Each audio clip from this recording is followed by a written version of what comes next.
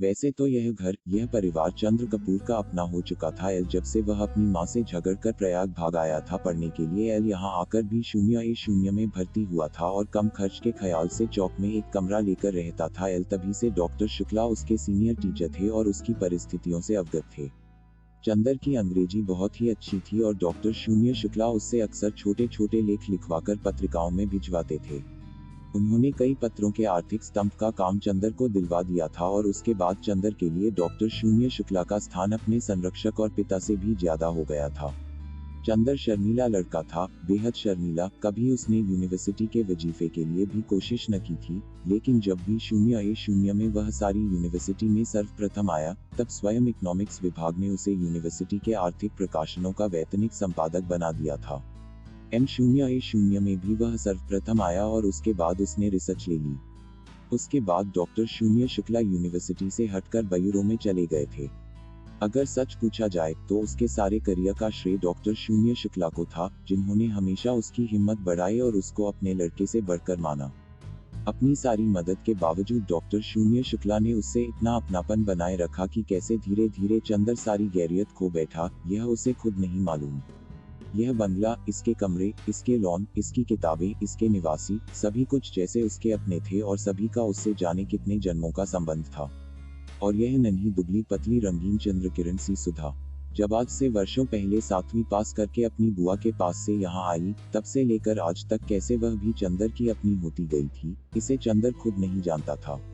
जब वह आई थी तब वह बहुत शर्मीली थी, बहुत भोली थी। 8वीं में पढ़ने के बावजूद वह खाना खाते वक्त रोती थी, मचलती थी तो अपनी कापी फाड़ डालती थी और जब तक डॉक्टर साहब उसे गोदी में बिठाकर नहीं मनाते थे, वह स्कूल नहीं जाती थी। 3 बरस की अवस्था में ही उसकी मां चल बसी थी और 10 साल तक वह अपनी बुआ के पास एक गांव में रही थी। जब 13 वर्ष की होने पर गांव वालों ने उसकी शादी पर जोर देना और शादी न होने पर गांव की औरतों ने हाथ नचाना और मुंह मटकाना शुरू किया, तो डॉक्टर साहब ने उसे इलाहाबाद बुलाकर 8वीं में भर्ती करा दिया। जब वह आई थी तो जंगली थी। तरकारी में घी कम होने पर वह महाराजन का चौका जूठा कर देती थी और रात में फूल न तोड़कर लाने पर अक्सर उसने माली को दांत भी काट खाया था। चंदर से जरूर वह बेहद डरती थी, पर न जाने क्यों चंदर भी उससे नहीं बोलता था। लेकिन जब 2 साल तक उसके ये उपद्रव जारी रहे और अक्सर डॉक्टर साहब गुस्से के मारे उसे न साथ खिलाते थे और न उससे बोलते थे, तो वह रो रो कर और सिर पटक पटक कर अपनी जान आधी कर देती थी। तब अक्सर चंदर ने पिता और पुत्री का समझौता कराया था, अक्सर सुधा को डांटा था, समझाया था और सुधा, घर भर में पुरवाए अल्हड़ और विद्रोही झोंके की तरह तोड़ फोड़ मचाती रहने वाली सुधा, चंदर के आंख के इशारे पर सुबह की नसीम की तरह शांत हो जाती थी। कब और क्यों उसने चंदर के इशारों का यह मौन अनुशासन स्वीकार कर लिया था, यह उसे खुद नहीं मालूम था, और यह सभी कुछ इतने स्वाभाविक ढंग से, इतना अपने आप होता गया कि दोनों में से कोई भी इस प्रक्रिया से वाकिफ नहीं था, कोई भी इसके प्रति जागरूक न था। दोनों का एक दूसरे के प्रति अधिकार और आकर्षण इतना स्वाभाविक था, जैसे शरद की पवित्रता या सुबह की रोशनी। और मजा तो यह था कि चंदर की शक्ति देखकर छिप जाने वाली सुधा इतनी चीट हो गई थी कि उसका सारा विद्रोह, सारी झुंझलाहट, मिजाज की सारी तेजी, सारा तीखापन और तारा लड़ाई झगड़ा, सभी 2 तरफ से हटकर चंदर की ओर केंद्रित हो गया था। वह विद्रोहिनी शांत हो गई थी, इतनी शांत, इतनी सुशील, इतनी विनम्र, इतनी मितभाषिणी की सभी को देखकर ताज्जुब होता था, लेकिन चंदर को देखकर जैसे उसका बचपन फिर लौट आता था। और जब तक वह चंदर को खिंचाकर, छेड़कर लड़ नहीं लेती थी, उसे चैन नहीं पड़ता था। अक्सर दोनों में अनबोला रहता था, लेकिन जब 2 दिन तक दोनों मुंह फुलाए रहते थे और डॉक्टर साहब के लौटने पर सुधा उत्साह से उनके बयूरों का हाल नहीं पूछती थी और खाते वक्त दुलार नहीं दिखाती थी, तो डॉक्टर साहब फौरन पूछते थे, क्या चंदर से लड़ाई हो गई क्या?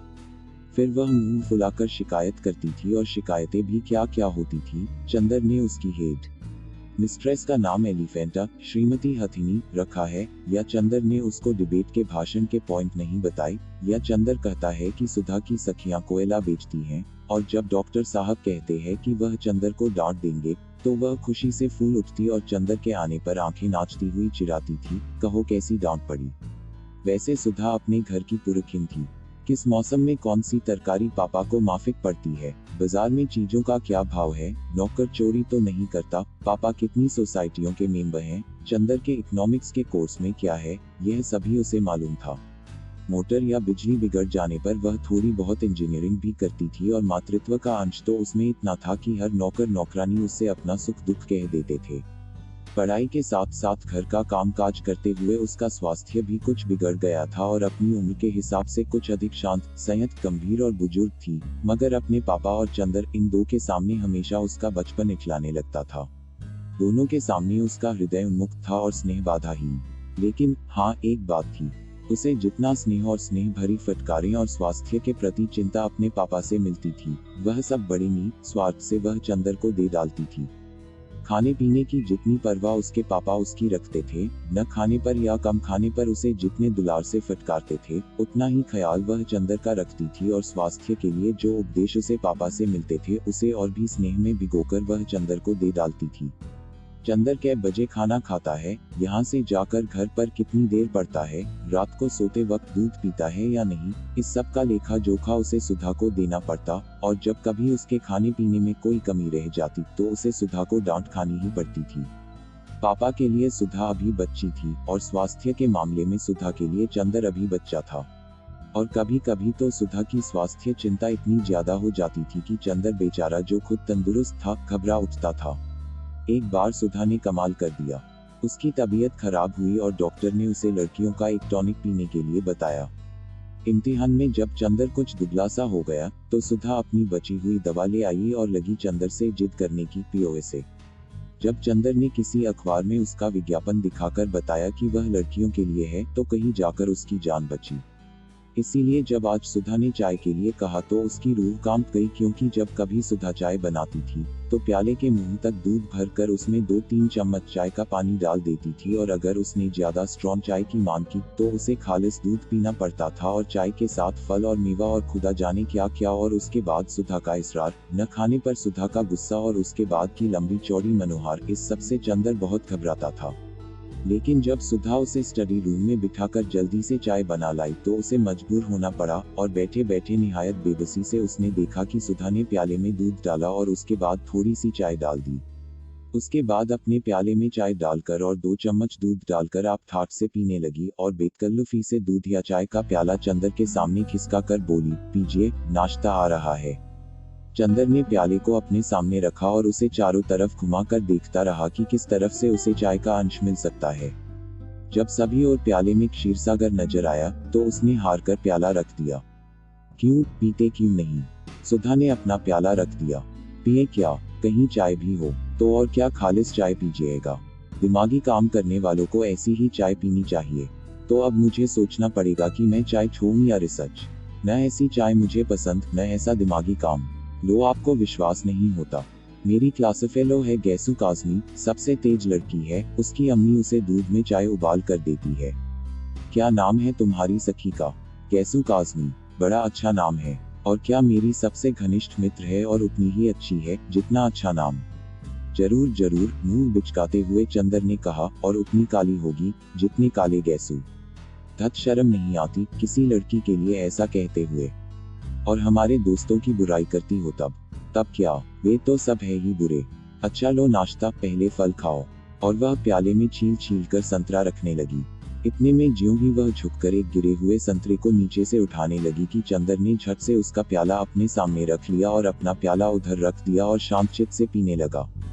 संतरे की फांक उसकी ओर बढ़ते हुए ज्यों ही उसने एक घूंट चाय ली तो वह चौंक कर बोली, अरे यह क्या हुआ? कुछ नहीं, हमने उसमें दूध और डाल दिया। तुम्हें दिमागी काम बहुत रहता है। चंदर ने ठाट से चाय घूंट लेते हुए कहा। सुधा कुड़ गई, कुछ बोली नहीं। चाय खत्म करके चंदर ने घड़ी देखी। अच्छा लाओ, क्या टाइप कराना है? अब बहुत देर हो रही है।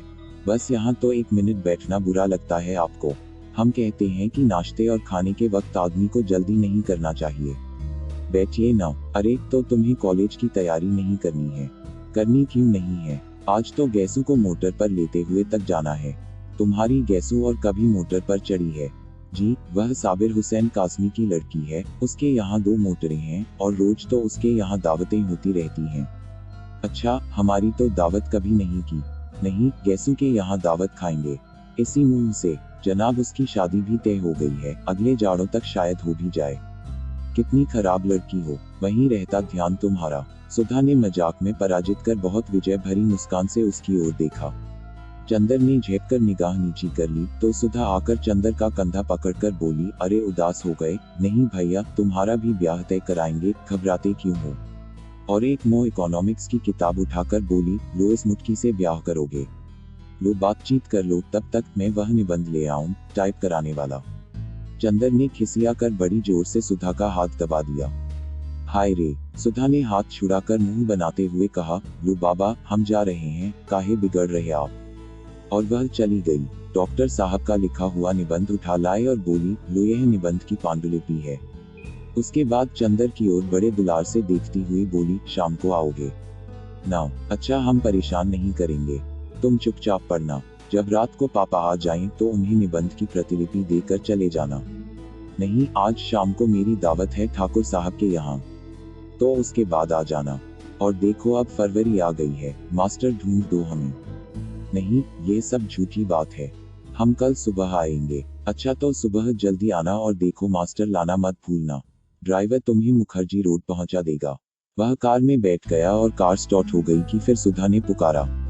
वह फिर उतरा। सुधा बोली, लो यह लिफाफा तो भूल ही गए थे, यह पापा ने लिख दिया है, उसे दे देना। अच्छा, कहकर फिर चंदर चला कि फिर सुधा ने पुकारा, सुनो, एक बार में क्यों नहीं कह देती सब? चंदर ने झल्ला कर कहा, अरे बड़ी गंभीर बात है, देखो वहाँ कुछ ऐसी वैसी बात मत कहना लड़की से, वरना उसके यहाँ 2 बड़े बड़े बुलडॉग हैं। कहकर उसने गाल फुलाकर आंख फैलाकर ऐसी बुलडॉग की भंगिमा बनाई कि चंदर हंस पड़ा। सुधा भी हंस पड़ी। ऐसी थी सुधा और ऐसा था चंदर।